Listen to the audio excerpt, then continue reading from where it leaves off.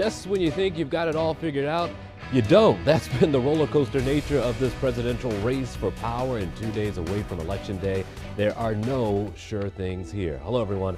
I'm Jason Newton. Welcome to this edition of 11 TV Hill. Unpredictable is probably an understatement when describing the 2016 race for the White House. What is certain here is that there's plenty to talk about right down the home stretch, from emails to polls to even changing your vote. We have a lot to cover this morning. Well, let's start with the presidential campaigns. The battle over the battleground states continue. Ohio, Florida, North Carolina, Nevada, Arizona, New Hampshire. Hillary Clinton ended the week in Detroit, where a large turnout of black voters has long been crucial to her success. Polls are showing that Clinton's Republican rival, Donald Trump, has been closing on her in some key battleground states, and her campaign is rushing to shore up support in long-standing Democratic strongholds. Meanwhile, Trump appeared at two events in New Hampshire heading into this weekend. He has spent much of the final days of his campaign in Florida. Polls there show a tight race between Trump and Clinton. Many say Florida is a must-win for Trump if he wants to secure the Oval Office.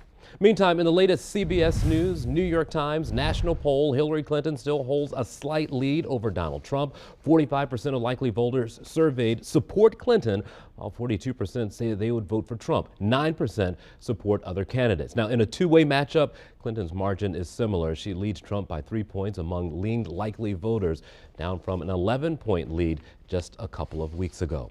State elections officials say that Maryland saw a record number of voters casting their ballots early. Nearly 860,000 people turned out at polls by the time the early voting ended Thursday evening. That's more than double the Marylanders who voted early during the 2012 presidential election. The record turnout means more than 22% of the state's registered voters will have cast ballots before Election Day on Tuesday. Democrats have cast about 3 times as many ballots as Republicans. And of course, Democrats outnumber Republicans here in Maryland 2-1. Well, the headline throughout the race for the White House has been its tone. Voters and politicians alike have taken notice, just as former Maryland governor and Trump supporter Bob Ehrlich. How could you like the tone of this campaign? It's coarse, it's reflective of our culture these days, which is not going in a very positive direction in my view. So no one I know is comfortable with what they've seen unfold. Ehrlich says that the tone of this election is reflective of our culture these days. He also says he's staying focused on states that Trump has to pick up, like Pennsylvania, Michigan, and Wisconsin. Meantime, Senator Barbara Mikulski has seen the best and the worst of campaigning. Her tenure as the longest-serving woman in the history of Congress is coming to an end. But before leaving Capitol Hill, she dropped by the 11 TV Hill studio, and she had this to say about the current state of politics and the race for president. In all of the din and all of the salaciousness, what we have is that I don't think people have heard the issues. And I would say this campaign gets an F. I mean, just the coverage of the nature of the campaign, not the personnel. And joining me now, a panel of political experts. You've met them before. Dr. Malia Cromer, a pollster and Hughes Center Director at Goucher College. Also, Dr. Max Allaire, Professor and Political Science Department Chair at Morgan State University. And Dr. Roger Hartley, Dean of the College of Public Affairs at the University of Baltimore. Thank you all for coming by. Let's discuss what's happened over the last week at this point. Now we've got people crisscrossing the states. We've got surrogates going from here to there. Who is this most important to get more faces out? Oh, well, I think certainly the race is certainly tightened. We've seen that in the last week. But again, Hillary Clinton still holds the really essential battleground states that she needs to win to put herself over the top. You've seen her campaign shift, so she's going to that Rust Belt. So she's trying to build her Rust Belt firewall to make sure that Trump doesn't make any serious inroads in Michigan or Wisconsin. And she's sending her surrogates to those key swing states like North Carolina, where Barack Obama is still incredibly popular, particularly among African-American voters, which is her key to victory in North Carolina. Dr. Max, I see you nodding over there. That's important. Well, I certainly agree. I mean, the president definitely enjoys high degree of popularity among African Americans, among young people, and sending him to Pennsylvania, sending him to North Carolina is really key for Hillary Clinton to mobilize the black vote and then to get more people to the polls. Dr. Hartley, we're about where we were before.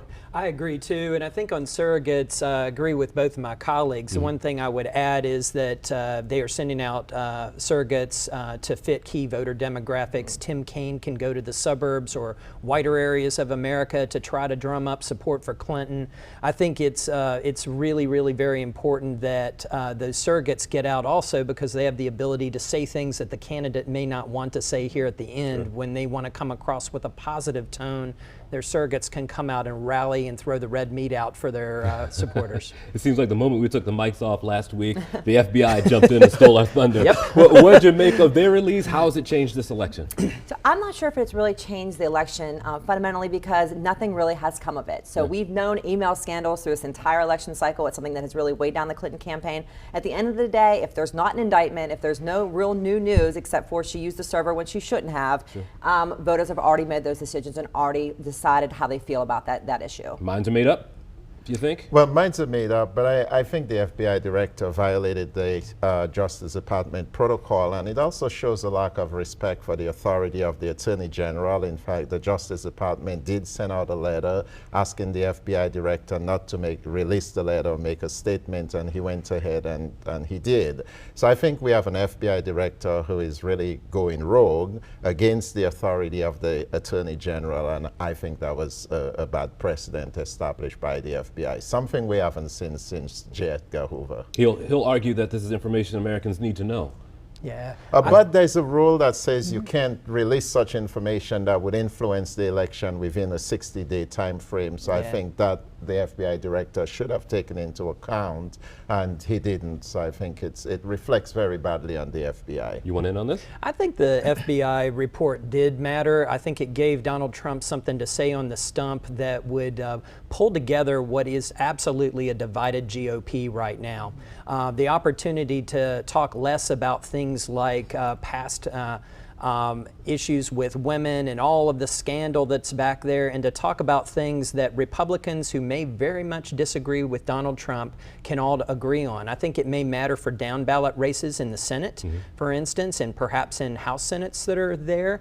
I think the other thing it does, it doesn't change the mind of key supporters, but if it has any effect of tamping down moderates and independents coming out on Tuesday, then it could have had an effect. But you know, news cycles go fast, and some may come up tonight. Sure.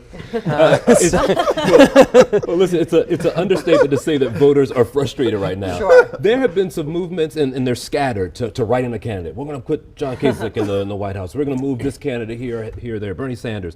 Is it too late for an initiative like that to really take hold? It's way too late, and we're talking about millions and millions of voters here. For you to actually get that many people to write in a candidate in that many different states to actually make a blip on the record, it's essentially putting up a protest vote. You don't want Hillary Clinton, and you don't want Donald Trump, so you're just going to write somebody else in. Will this election be over on Tuesday? Yes.